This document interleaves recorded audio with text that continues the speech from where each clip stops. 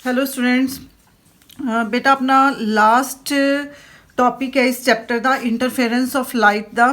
वो है फैबरी Perot interferometer. देखो दो इंटरफेरोमीटर ने थोड़े सिलेबस च, एक माइकलसन इंटरफेरोमीटर है, एक फैबरी पैरट इंटरफेरोमीटर है। इंटरफेरोमीटर बेसिकली डिवाइसिस ने, इंस्ट्रूमेंट्स ने ਜਿਹੜੇ ਕਿ ਇੰਟਰਫੇਰੈਂਸ ਨੂੰ ਸਟੱਡੀ ਕਰਦੇ ਨੇ ਔਰ ਇੰਟਰਫੇਰੈਂਸ ਦੀ ਉਸ ਸਟੱਡੀ ਤੋਂ ਅਸੀਂ ਉਦੋਂ ਕੁਝ ਸਾਇੰਟੀਫਿਕ ਪਰਪਸ ਦੇ ਲਈ ਯੂਜ਼ ਕਰ ਸਕਦੇ ਹਾਂ, ਜਿਸ ਤਰ੍ਹਾਂ ਲਾਈਟ ਦੀ ਵੇਵ ਲੈਂਥ ਕੈਲਕੂਲੇਟ ਕਰ ਸਕਦੇ ਹਾਂ ਜਾਂ ਫਿਰ ਕੋਈ ਦੋ ਕਲੋਜ਼ਲੀ ਸਪੇਸਡ ਵੇਵ ਲੈਂਥਸ ਨੇ, ਮਤਲਬ ਕੋਈ ਨੀਅਰ ਬਾਏ ਸੋਰਸਿਸ ਨੇ ਲਾਈਟ ਦੇ ਜਿਨ੍ਹਾਂ ਦੀ ਵੇਵ ਲੈਂਥ ਆਲਮੋਸਟ ਇਕੁਅਲ ਹੈ, ਤਾਂ ਉਹ ਸਮਾਲ ਡਿਫਰੈਂਸ ਨੂੰ ਇਹ ਇੰਟਰਫੇਰੋਮੀਟਰਸ ਨੇ ਜਿਹੜੇ ਉਹ ਕੈਲਕੂਲੇਟ ਕਰ ਸਕਦੇ ਨੇ। ਠੀਕ ਹੈ ਜੀ। ਤਾਂ ਇਹਦਾ ਪ੍ਰਿੰਸੀਪਲ ਕੀ ਹੈ? ਇਹਦਾ ਪ੍ਰਿੰਸੀਪਲ ਹੈ ਮਲਟੀਪਲ ਮਲਟੀਪਲ ਰਿਫਲੈਕਸ਼ਨਸ। ਅੱਗੇ ਅਸੀਂ ਫਰਦਰ ਇਹਦੀ ਡੈਰੀਵੇਸ਼ਨ ਕਰਾਂਗੇ। ਫਿਲਹਾਲ ਇਹਦਾ ਦੇਖੋ ਕੰਸਟਰਕਸ਼ਨ ਪਾਰਟ ਜਿਹੜਾ ਹੈ ਉਹਦੇ 'ਚ ਕੀ ਹੈ ਕਿ ਇਹਦੇ 'ਚ ਆ ਦੋ ਗਲਾਸ ਪਲੇਟਸ ਨੇ। ਇਹ ਦੋ ਗਲਾਸ ਜਾਂ ਕੁਆਰਟਜ਼ ਜਾਂ ਪਲੇਟਸ ਨੇ ਜਿਹਦੇ ਅੰਦਰ 에ਅਰ ਟਰੈਪ ਹੈ। ਹੁਣ ਇਹ ਦੋ ਗਲਾਸ ਪਲੇਟਸ ਦੇ ਵਿੱਚ ਕੀ ਹੁੰਦਾ ਕਿ ਇੱਕ ਪਲੇਟ ਤਾਂ ਫਿਕਸ ਹੁੰਦੀ ਹੈ, ਦੂਜੀ ਪਲੇਟ ਨੂੰ ਅਸੀਂ ਮੂਵ ਕਰ ਸਕਦੇ ਹਾਂ ਤਾਂ ਕਿ ਇਹਦੇ ਅੰਦਰ ਜਿਹੜੀ 에ਅਰ ਟਰੈਪ ਹੋ ਰਹੀ ਹੈ ਜਾਂ ਅਗਰ ਅਸੀਂ ਕੋਈ ਹੋਰ ਮੀਡੀਅਮ, ਕੋਈ ਹੋਰ ਲਿਕੁਇਡ ਇਨਸਰਟ ਕਰ ਰਹੇ ਹਾਂ ਤਾਂ ਉਹਦੀ ਕੁਆਂਟੀਟੀ ਨੂੰ ਅਸੀਂ ਚੇਂਜ ਕਰ ਸਕੀਏ। ਅਤੇ ਗਲਾਸ ਪਲੇਟ ਦੇ ਇਨਸਾਈਡ ਦੇਖੋ ਜਿਹੜੀਆਂ ਡੋਟਡ ਲਾਈਨਸ ਨੇ ਇਹ ਕੋਟਿਡ ਕੀਤੀਆਂ ਹੋਈਆਂ ਨੇ ਸਿਲਵਰ ਜਾਂ ਐਲੂਮੀਨੀਅਮ ਦੀਆਂ, ਇਹਨਾਂ ਨੂੰ ਪਾਰਸ਼ਲੀ ਰਿਫਲੈਕਟਿੰਗ ਬਣਾਇਆ ਹੋਇਆ ਹੈ। ਤੇ ਇਹ ਬੇਟਾ ਇੱਕ ਤੁਹਾਡੀ ਬੁੱਕ 'ਚ ਨਾ ਇਸ ਡਾਇਗਰਾਮ 'ਚ ਇੱਕ ਥੋੜ੍ਹੀ ਜਿਹੀ ਮਿਸਟੇਕ ਹੈ। ਐਕਚੁਅਲੀ ਜਿਹੜੀਆਂ ਲਾਈਨਸ ਤੁਹਾਨੂੰ ਸਿੱਧੀਆਂ ਸ਼ੋ ਹੋ ਰਹੀਆਂ ਨੇ ਇਹ ਸਿੱਧੀਆਂ ਨਹੀਂ ਹੈਗੀਆਂ, ਇਹਦਾ ਕੁਛ ਪਾਰਟ ਇਨਕਲਾਈਨਡ ਹੈ, ਕੁਛ ਐਂਗਲ 'ਤੇ ਸਮਵਟ ਇਨਕਲੀਨੇਸ਼ਨ ਹੁੰਦੀ ਹੈ, ਇਨਕਲਾਈਨਡ ਹੁੰਦੀਆਂ ਨੇ ਇਹ ਪਲੇਟਸ, ਬਿਲਕੁਲ ਸਟ੍ਰੇਟ ਪੈਰਲਰ ਨਹੀਂ ਹੁੰਦੀਆਂ। ਅਤੇ ਲੈਂਸ ਦੇ ਥਰੂ ਕੀ ਹੁੰਦਾ ਕਿ ਲਾਈਟ ਨੂੰ ਸਕਰੀਨ 'ਤੇ ਫੋਕਸ ਕਰਵਾਇਆ ਜਾਂਦਾ ਅਤੇ ਜਿੱਥੋਂ ਇੰਟਰਫੇਰੈਂਸ ਨੂੰ ਆਪਾਂ ਸਟੱਡੀ ਕਰਦੇ ਹਾਂ। ਦੇਖੋ ਸੋਰਸ ਆਫ ਲਾਈਟ ਹੈ, ਲਾਈਟ ਕਿਸੇ ਐਂਗਲ 'ਤੇ ਫਾਲ ਕਰ ਰਹੀ ਹੈ ਪਲੇਟ ਦੇ, ਤਾਂ ਜਦੋਂ ਨੇ ਅੰਦਰ ਐਂਟਰ ਕਰਨਾ ਹੈ ਕਿਉਂਕਿ ਇਹ ਵਾਲਾ ਪੋਰਸ਼ਨ ਪਾਰਸ਼ਲੀ ਰਿਫਲੈਕਟਿਡ ਹੈ ਤਾਂ ਇਹਦਾ ਕੁਛ ਪਾਰਟ ਰਿਫਲੈਕਟ ਹੋ ਜਾਣਾ ਹੈ, ਕੁਛ ਪਾਰਟ ਅੱਗੇ ਰਿਫਰੈਕਟ ਹੋ ਜਾਣਾ, ਇਸ ਤਰ੍ਹਾਂ ਮਤਲਬ ਸੋ ਮਲਟੀਪਲ ਜਿਹੜੇ ਬੀਮਸ ਨੇ ਉਹ ਬਣਨਗੇ। ਇਹਨੇ ਆ ਬਾਉਂਡਰੀ ਲਾਈਨ ਆਪ ਬਣਾਈ ਹੋਈ ਹੈ। ਇਸ ਤੋਂ ਬਾਅਦ ਵਾਲਾ ਅਗਰ ਅਸੀਂ ਪੋਰਸ਼ਨ ਦੇਖਦੇ ਹਾਂ ਤਾਂ ਇਸ ਪੁਆਇੰਟ 'ਤੇ ਦੇਖੋ ਕੁਛ ਪਾਰਟ ਟਰਾਂਸਮਿਟ ਹੋ ਗਿਆ, ਫਿਰ ਕੁਛ ਰਿਫਲੈਕਟ ਹੋ ਗਿਆ, ਫਿਰ ਰਿਫਲੈਕਸ਼ਨ ਹੋਈ, ਕੁਛ ਟਰਾਂਸਮਿਟ ਹੋ ਗਿਆ। ਤਾਂ ਇਹ ਜਿਹੜੀਆਂ ਟਰਾਂਸਮਿਟਿਡ ਰੇਜ਼ ਨੇ ਆਫਟਰ ਰਿਫਲੈਕਸ਼ਨ ਇਹ ਤੁਹਾਨੂੰ ਇੱਥੇ ਸਕਰੀਨ 'ਤੇ ਓਬਟੇਨ ਹੋਣਗੀਆਂ। ਠੀਕ ਹੈ ਜੀ। ਤਾਂ ਇਹਦੀ ਕੰਸਟਰਕਸ਼ਨ ਦਾ ਬੇਸਿਕਲੀ ਪਾਰਟ ਇਹੀ ਹੈ ਅਤੇ ਆਪਣੀ ਕੰਡੀਸ਼ਨ ਉਹੀ ਹੈ ਕਿ maxima will be occur at the point if 2d cos θ is equal to p lambda. ਤਾਂ ਇਹ ਸਾਰਾ ਫੈਬਰੀ ਪੈਰਟ ਇੰਟਰਫੇਰੋਮੀਟਰ ਹੈ। ਗਲਾਸ ਕੁਆਰਟਜ਼ ਜਾਂ ਪਲੇਟਸ ਨੇ, ਅੰਦਰੋਂ ਕੋਟਿਡ ਨੇ, ਇੱਕ ਪਲੇਟ ਮੂਵੇਬਲ ਕੰਡੀਸ਼ਨ 'ਚ ਹੋ ਸਕਦੀ ਹੈ, ਪਲੱਸ ਇਹ ਇੱਧਰੋਂ ਇਨਕਲਾਈਨਡ ਕੰਡੀਸ਼ਨ ਦੇ ਵਿੱਚ ਨੇ। ਠੀਕ ਹੈ ਜੀ। ਤਾਂ ਇਹ ਫੈਬਰੀ ਪੈਰਟ ਇੰਟਰਫੇਰੋਮੀਟਰ ਦੀ ਕੰਸਟਰਕਸ਼ਨ ਹੈ ਅਤੇ ਫੈਬਰੀ ਪੈਰਟ ਇੰਟਰਫੇਰੋਮੀਟਰ ਦੀ ਹੀ ਇਹ ਅੱਗੇ ਮੈਥੇਮੈਟੀਕਲ ਡੈਰੀਵੇਸ਼ਨ ਹੈ। ਇਹਨੂੰ ਅਸੀਂ ਮਲਟੀਪਲ ਬੀਮ ਇੰਟਰਫੇਰੈਂਸ ਵੀ ਬੋਲਦੇ ਹਾਂ। ਮਲਟੀਪਲ ਇੰਟਰਫੇਰੈਂਸ ਦੇਖੋ ਸੋਰਸ ਆਫ ਲਾਈਟ ਹੈ, ਕੁਛ ਪਾਰਟ ਰਿਫਲੈਕਟ ਹੋਇਆ, ਕੁਛ ਪਾਰਟ ਟਰਾਂਸਮਿਟ ਹੋਇਆ, ਫਿਰ ਕੁਛ ਪਾਰਟ ਰਿਫਰੈਕਟ ਹੋਇਆ ਐਂਡ ਸੋ ਔਨ, ਮਤਲਬ ਮਲਟੀਪਲ ਇਹਦੇ ਇਨਸਾਈਡ ਇਹ ਪ੍ਰੋਸੈਸ ਚੱਲੂਗਾ। ਤਾਂ ਹੁਣ ਦੇਖੋ ਅਗਰ ਇਨੀਸ਼ੀਅਲ ਐਂਪਲੀਟਿਊਡ A ਹੈ ਦੈਟ ਮੀਨਸ ਕਿ ਇਸ ਪੁਆਇੰਟ 'ਤੇ ਆ ਕੇ ਜਿਹੜੀ ਵੇਵ ਸੀ ਉਹਦਾ ਐਂਪਲੀਟਿਊਡ ਡਿਵਾਈਡ ਹੋ ਗਿਆ, ਉਹਦਾ ਕੁਛ ਪਾਰਟ ਰਿਫਲੈਕਟ ਹੋ ਰਿਹਾ, ਕੁਛ ਟਰਾਂਸਮਿਟ ਹੋ ਰਿਹਾ। ਤਾਂ ਬੁੱਕ 'ਚ ਕੀ ਕੀਤਾ ਹੋਇਆ ਹੈ ਕਿ ਸਪੋਜ਼ ਕਰੋ ਕਿ ਆ ਜਿਹੜਾ ਇਨ ਬਿਟਵੀਨ ਪੋਰਸ਼ਨ ਹੈ, ਆ ਦੋ ਜਿਹੜੇ ਫੈਬਰੀ ਪੈਰਟ ਇੰਟਰਫੇਰੋਮੀਟਰ ਦੀਆਂ ਪਲੇਟਸ ਨੇ ਇਹਦੇ ਇਨ ਬਿਟਵੀਨ 에ਅਰ ਹੈ, ਇੱਥੇ ਦਾ ਟਰਾਂਸਮਿਸ਼ਨ ਕੋਐਫੀਸ਼ੀਐਂਟ T ਹੈ। ਕਹਿਣ ਦਾ ਮਤਲਬ ਜਦੋਂ ਰੇ ਐਂਟਰ ਕਰਦੀ ਹੈ ਰੇਅਰਰ ਟੂ ਡੈਂਸਰ ਤਾਂ ਉੱਥੇ ਟਰਾਂਸਮਿਸ਼ਨ ਕੋਐਫੀਸ਼ੀਐਂਟ T ਹੈ। ਜਦੋਂ ਨੇ ਡੈਂਸਰ ਟੂ ਰੇਅਰਰ ਫਿਰ ਆਉਣਾ, ਸਪੋਜ਼ ਕਰੋ ਉੱਥੇ ਟਰਾਂਸਮਿਸ਼ਨ ਕੋਐਫੀਸ਼ੀਐਂਟ ਕੀ ਹੈ? T ਡੈਸ਼ ਹੈ ਅਤੇ distance between the two plates ਕੀ ਹੈ? D ਹੈ। ਤਾਂ ਸਪੋਜ਼ ਅਗਰ ਇਹ ਐਂਪਲੀਟਿਊਡ ਹੈ ਵੇਵ ਦਾ, R ਰਿਫਲੈਕਸ਼ਨ ਕੋਐਫੀਸ਼ੀਐਂਟ ਹੈ, T ਟਰਾਂਸਮਿਸ਼ਨ ਕੋਐਫੀਸ਼ੀਐਂਟ ਹੈ ਅਤੇ ਸਮਾਲ t ਅਤੇ T ਡੈਸ਼ ਕੀ ਨੇ? ਟਰਾਂਸਮਿਸ਼ਨ ਕੋਐਫੀਸ਼ੀਐਂਟ ਨੇ ਇੰਸੀਡੈਂਟ ਵੇਵ ਦੇ in when ray goes from air to glass and when it goes from glass to air। so clear है। देखो अगर वेव ਦਾ एम्पलीट्यूड A है, अगर वेव ਦਾ एम्पलीट्यूड A है ਐਂਡ ਇਹ wave ਇਸ ਮੀਡੀਅਮ ਤੋਂ ਇਸ ਮੀਡੀਅਮ 'ਚ ਗਈ, 에ਅਰ ਟੂ ਗਲਾਸ ਗਈ, ਮਤਲਬ ਉਹਦੀ ਟਰਾਂਸਮਿਸ਼ਨ ਹੋਈ। ਤਾਂ ਕਿੰਨੀ ਟਰਾਂਸਮਿਸ਼ਨ ਹੋਈ ਉਹਦੇ ਟਰਾਂਸਮਿਸ਼ਨ 'ਤੇ ਡਿਪੈਂਡ ਕਰਦਾ ਹੈ, ਟਰਾਂਸਮਿਸ਼ਨ ਕੋਐਫੀਸ਼ੀਐਂਟ 'ਤੇ। ਉਸ ਤੋਂ ਬਾਅਦ ਜਦੋਂ ਇਹ ਰੇ ਬਾਹਰ ਆਈ ਇੱਥੇ ਟਰਾਂਸਮਿਸ਼ਨ ਕੋਐਫੀਸ਼ੀਐਂਟ ਕੀ ਸੀ? T ਡੈਸ਼ ਸੀ। ਇਹਦਾ ਮਤਲਬ ਇਸ ਪੁਆਇੰਟ 'ਤੇ ਆ ਕੇ AT dash sorry AT is further divided into 2 parts. वो 2 पार्ट्स की ने क्योंकि AT दा कुछ पार्ट रिफ्लैक्ट होया वो की बन गया ATR बन गया क्योंकि रिफ्लैक्शन कोफिशिएंट देखांगे। आ जिहड़ा बाहर आ गया ਇਹਦੇ ਨਾਲ ਕੀ ਹੋਊਗਾ T डैश मल्टीप्लाई होगा क्योंकि ਇਹਦਾ ट्रांसमिशन कोफिशिएंट है। ਹੁਣ देखो नैक्सट स्टैप ਤੇ ਜਦੋਂ ਇਹ ਰੇ ਇੱਥੇ ਪਹੁੰਚ ਗਈ ਇਹ ATR ਸੀਗੀ ਇਹ ATR ਰਹਿ ਰਿਹਾ ਆਪਣੇ ਕੋਲ अंदर ही रिफ्लैक्ट हो गई एक आर नाल होर मल्टीप्लाई हो गया। हुण जदों ये ATR स्केयर बाहर निकलिया ATR स्केयर बाहर आया तो उहदे च एक T डैश नाल की हो गया मल्टीप्लाई हो गया। तो अगर कैपिटल T ते कैपिटल R ट्रांसमिशन कोफिशिएंट ने तो T डैश नूं आपां लिखांगे T R डैश नूं आपां लिखांगे कैपिटल R दे नाल। क्लीयर है। तो इत्थे देखो इक्वेशन बन गई AT डैश तैनू AT लिखांगे ये की बन गया ATR स्केयर है ATR बन गया। Similarly and so on. तो असी जिहड़ा आ वाला पोर्शन है दिस पोर्शन इहदी इंटरफेरेंस नू स्टडी कर रहे हैं। तो जो असीं इहदी इंटरफेरेंस नू स्टडी करांगे मतलब आ 4 वेव्स ने जिहड़ियां आपस च इंटरफेरेंस कर रही ने। तो इनीशियली आपां देखते हैं कि इन्हां च फेज डिफरेंस कितना होगा। फेज डिफरेंस होगा 2π/λ into path difference. 2π/λ path difference की है 2d cos थीटा फिक्स है बेटा थिन फिल्म्स के लिए 2d cos थीटा। तो ये अपने कोल बन गया 4πd cos थीटा अपॉन λ। हुण जिहड़ियां वेव्स इंटरफेरेंस कर रही इन्हां दा एंपलीट्यूड की होगा रिजल्टेंट एंपलीट्यूड जदों इंटरफेरेंस होगी। फर्स्ट वेव की है ATe⁻⁴ क्योंकि बेटा वेव की इक्वेशन च या तो आप कॉस साइन लैने या आप एक्सपोनेंशियल दे नाल वेव नूं रिप्रजेंट कर सकते हुंदे आ। सो नैक्सट टर्म की अपनी ATre⁻⁴ माइनस डेल्टा।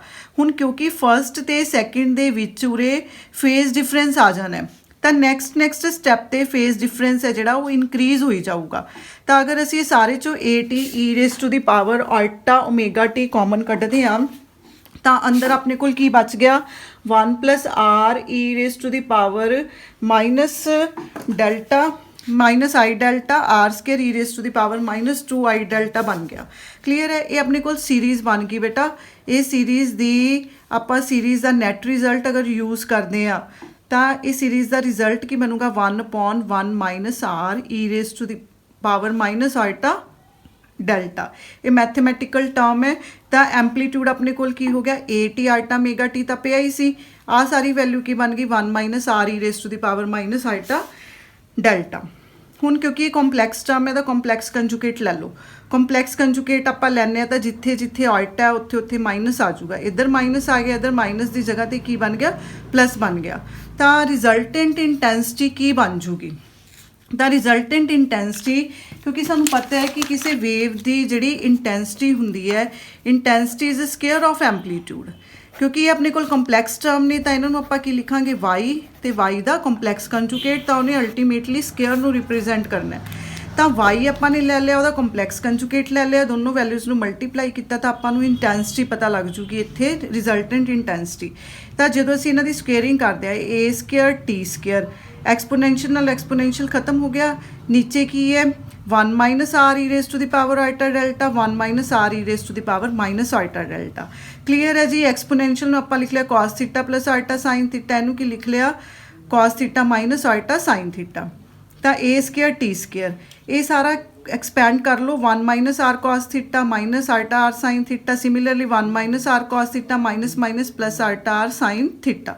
तो ये बन गया A - B A + B। देखो बेटा ये सारे नू आपां A कंसीडर करो ये सारे नू आल्टा वाली टर्म नू B कंसीडर करो। तो ये अपने कोल बन गया A - ultra B A + ultra B। तो ये A² - B² बन जूगा। तो जो तुसीं इहनूं A² - B² करके करोगे तो तुहाडे कोल टर्म बन जूगी 1 + R² - 2R cos delta. cos delta नूं इहने लिख लिया 1 - 2 sin² डेल्टा/2। सो ये तो अपने को नैक्सट टर्म बन गई A² T² नीचे 1 - R² 4R sin² डेल्टा/2। A² T² 1 - R² 4R sin² डेल्टा/2। ये नहीं की किया 1 - R² कॉमन लैके 1 + 4R / 1 - R² sin² डेल्टा/2 बन गया। ये देखो बेटा अपने को आ गई इंटेंसिटी। हुण इंटेंसिटी किस चीज़ से डिपेंड करती है। इंटेंसिटी डिपेंड करती है कि उरे फेज कितना है इंटेंसिटी डिपेंड करती है कि उरे फेज़ कितना है, क्योंकि ये साइन स्केयर है तो यदी वैल्यू वेरी करूगी फ्रॉम 0 to 1, मतलब मिनिमम वैल्यू 0 मैक्सीमम वैल्यू 1। तो इंटेंसिटी अपनी मैक्सीमम तो होगी जे उरे साइन की वैल्यू मिनिमम होगी, मतलब असी 0 पुट करता तो साडे कोल मैक्सीमम इंटेंसिटी कितनी बच गई A square T square upon 1 minus R square. Similar minimum के लिए उरे असी की करांगे, इनू ਇਹਦੀ वैल्यू ਨੂੰ 1 पुट कर देंगे तो A square T square 1 minus R square 1 + 4r upon 1 minus R square बन गया। और अगर असी इनू सारी वैल्यू ਨੂੰ सोल्व करते हैं तो साडे कोल A square T square 1 + R square बन गया। सो मैक्सीमा अपॉन मिनीमा की बन गया अपने कोल, मैक्सीमा तो मिनीमा की अगर असी रेशो लैने तो 1 + R square upon 1 minus R का स्केयर बन गया। ਹੁਣ वापस बेटा इस टर्म ते आओ, आ वाली इंटेंसिटी वाली टर्म ते अगर असी इनू देखिए तो साडे कोल A square T square upon 1 minus R square की है आई मैक्सीमा, मतलब इंटेंसिटी की होगी I maxima 1 + 4r upon 1 minus R square sine square delta by 2। But इन्हें ये वाली जी टर्म है इनू की लिख लिया एफ दे नाल रिप्रजेंट कर लिया, तो साडे कोल आई अपॉन आई मैक्सीमा की बन गया I upon 1 + f sine square delta by 2 बन गया। दैट मीनस ये कहते कि इंटेंसिटी जी है, इंटेंसिटी नू की चीज़ कंट्रोल कर रही है, इंटेंसिटी नू दो चीज़ां कंट्रोल कर रही ने, या तो उन्होंने एफ कंट्रोल कर रहा है या उन्होंने फेज़ डिफरेंस कंट्रोल कर रहा है, मतलब डिपेंड करते कि एफ की वैल्यू की है तो उरे फेज़ की वैल्यू की है। तो आप देखते हैं कि एफ तो फेज़ दियां वैल्यूज़ चेंज करन दे नाल की हुंदा है। तो इन्हें ग्राफ प्लॉट किया होया है, ग्राफ प्लॉट किया होया आई अपॉन आई मैक्सीमा तो फेज़ की वैल्यूज़ दे विच नाल उन्हें रिफ्लैक्टिविटी की वैल्यूज़ पुट कीतियां ने, क्योंकि एफ जिहड़ा है एफ की value 4r upon 1 minus R square है, दैट मीनस वो आर ते डिपेंड करती है। आर की रिफ्लैक्शन कॉफिशिएंट है, मतलब जेड़े मीडियम तो उत्थे अंदर प्लेट्स तो रिफ्लैक्शन हो रही है उसकी रिफ्लैक्टिविटी कितनी है। तो देखो ये कहता आर दी असी डिफरेंट वैल्यूज़ पुट करते हैं, मान लो 0.4 पुट कर ली, 0.6 पुट कर ली या 0.8 पुट कर ली। तो ये जड़ियाँ आर दी वैल्यूज़ जो असी इत्थे पुट करते हैं तो वो लिए आप आई अपॉन आई मैक्सीमा दी वैल्यूज़ फाइंड आउट करते हैं, तो अपने को 3 कर्वस बन गई। ये 3 कर्वस तो जी उपर वाली कर्व है 0.4 के लिए है, बिच वाली 0.6 के लिए है, सब तो नीचे वाली 0.8 के लिए है। तो तुसी अगर ध्यान नाल देखो तो 0.8 के लिए ग्राफ ज़्यादा शार्प है, ठीक है। 0.6 ਤੇ 0.4 ਦੇ ਲਈ फर्दर की होई जा रहा है, ग्राफ फ्लैट होई जा रहा है। तो मैं नंबर ऑफ टाइम्स बेटा ये चीज़ पढ़ाई है कि जो ग्राफ फ्लैट बनते हैं उत्थे एक्यूरेसी घट होंदी है। शार्प ग्राफ का मतलब है कि थोड़ियां उत्थे वैल्यूज़ ने जिहड़ियां उन्हां दी एक्यूरेसी बढ़ रही है। ਇਹਦਾ मतलब 0.8 ਤੇ थोड़ी वैल्यू ज़्यादा बैटर आ रही है। हुण क्यों आ रही है वो देखो, एफ जिहड़ा है अपने को 4r upon 1 minus R square है, अगर तुसी इत्थे आर की वैल्यू 0.8 पुट कर दो तो वो 80 बन जाती है, तो वैल्यू की आऊगी 80 आऊगी। तो अगर आप इस रिलेशन दे विच वैल्यू पुट करिए I is equal to I maxima 1 + 80 sine square delta by 2। हुण आप उरे देखते हैं कि फेज़ की है, तो यह कहते हैं कि अगर आप साइन स्केयर 1/80 भी पुट कर लीए, देखो सपोज इतने साइन स्केयर 1/80 पुट कर लीए तो साढ़े कोल आई की बन गया आई मैक्सीमा बाय 2 बन गया, मतलब थोड़ी इंटेंसिटी है जी हाफ हो जूगी, इंटेंसिटी की हो जूगी हाफ हो जूगी। क्लीयर है। उस तरह जे तुसी मिनीमा की वैल्यू कड्डो, मिनीमा की वैल्यू, क्योंकि मिनीमा का आंसर की सी I maxima 1 + 4r upon 1 minus R square सी। ये वैल्यू कितनी पुट करनी है आपने 80 पुट करनी है, क्योंकि 80 के लिए आप देख रहे हैं। जो आप 80 पुट किया 80 + 1 उरे 81 बन गया। ਇਹਦਾ मतलब कि ਜਿਹੜਾ मैक्सीमा ਤੇ मिनीमा च डिफरेंस है वो एक दूजे का 1/81 टाइम्स मतलब चेंज हो गया, मतलब मैक्सीमा ते मिनीमा दे विच 81 पॉइंट तक का मतलब डिफरेंस है। दैट मीनस कि मैक्सीमा बहुत प्रॉपर मैक्सीमा बन रहा है, मिनीमा बहुत प्रॉपर मिनीमा बन रहा है। तो ये होना चाहिए, क्योंकि अगर मैक्सीमा प्रॉपर मैक्सीमा बनूगा, मिनीमा प्रॉपर मिनीमा बनूगा, तो इन दैट केस जोड़े फ्रिंजिज ने वो बहुत अच्छे बननगे और उन्होंने विजिबिलिटी बैटर होगी। उत्थे उन्हें जो भी आप स्टडी कर रहे हैं उन्होंने स्टडी करना साडे लई सौखा हो जाऊगा। तो फैबरी पैरेट इंटरफेरोमीटर के यूजेस की ने, wavelength of light find out कर सकते हैं, hyper fine structure find out कर सकते हैं, मीटर्स नू स्टैंडर्डाइज करने के काम आता है।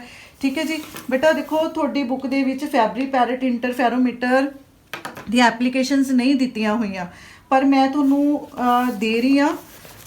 तो तुसी देखो आ थोड़े सामने बुक रख रही हाँ मैं, ਇਹ ਫੈਬਰੀ ਪੈਰਟ ਇੰਟਰਫੈਰੋਮੀਟਰ ਦੀਆਂ ਐਪਲੀਕੇਸ਼ਨਸ ਨੇ। ਇਹ ਐਪਲੀਕੇਸ਼ਨਸ ਬੇਟਾ ਆਲਮੋਸਟ ਸੇਮ ਨੇ ਜੋ ਕਿ ਮਾਈਕਲਸਨ ਇੰਟਰਫੈਰੋਮੀਟਰ ਦੀਆਂ ਨੇ, ਤਾਂ ਇਹ ਤੁਸੀਂ ਆਪਣੇ ਆਪ ਕਰਨੀਆਂ ਨੇ, ਠੀਕ ਹੈ। ਤੁਸੀਂ ਜਦੋਂ ਮੈਂ ਤੁਹਾਨੂੰ ਲੈਕਚਰ ਸੈਂਡ ਕਰੂੰਗੀ ਤੁਸੀਂ ਮੇਰੇ ਤੋਂ ਡਿਮਾਂਡ ਕਰਨੀ ਹੈ ਇਹਦੀ, ਫਿਰ ਮੈਂ ਤੁਹਾਨੂੰ ਇਹਦੀ ਪਿਕ ਸੈਂਡ ਕਰੂੰਗੀ, ਠੀਕ ਹੈ ਜੀ। ਫੈਬਰੀ ਪੈਰਟ ਇੰਟਰਫੈਰੋਮੀਟਰ ਦੀਆਂ ਬੇਟਾ ਇਹ ਐਪਲੀਕੇਸ਼ਨਸ ਨੇ, ਧਿਆਨ ਦੇ ਨਾਲ ਦੇਖ ਲਓ, ਕਲੀਅਰ ਹੈ। ਉਸ ਤੋਂ ਬਾਅਦ ਇੱਕ ਡਿਫਰੈਂਸ ਹੈ, डिफरेंस की है comparison between Michelson interferometer and Fabry Perot interferometer. आ एक डिफरेंस है, ਇਹਦੀ ਪਿਕ ਵੀ ਮੈਂ ਤੁਹਾਨੂੰ ਸੈਂਡ ਕਰੂੰਗੀ। ਪਰ ਬੇਟਾ ਜਦੋਂ ਤੁਸੀਂ ਇਹ ਲੈਕਚਰ ਸੁਣੋਗੇ, ਉਹ ਲੈਕਚਰ ਸੁਣਨ ਤੋਂ ਬਾਅਦ ਤੁਸੀਂ ਮੈਨੂੰ ਮੈਸੇਜ ਕਰਨਾ ਹੈ ਕਿ ਮੈਮ ਸਾਨੂੰ ਇਹ ਭੇਜੋ ਦੋਨੋਂ ਪੇਜ, ਠੀਕ ਹੈ ਜੀ। ਫਿਰ ਮੈਂ ਤੁਹਾਨੂੰ ਇਹ ਦੋਨੋਂ ਪੇਜ ਸੈਂਡ ਕਰੂੰਗੀ, ਕਲੀਅਰ ਹੈ। ਇੱਥੇ ਬੇਟਾ ਮੇਰਾ ਪੋਰਸ਼ਨ ਖਤਮ ਹੈ, ਇੰਟਰਫੇरेंस ਆਫ ਲਾਈਟ, डिफ्रैक्शन है तो पॉलराइजेशन है, वो ਤੁਹਾਨੂੰ ਸੁਮੀਤ मैडम ने करवाना है, ठीक है जी। Thanks a lot.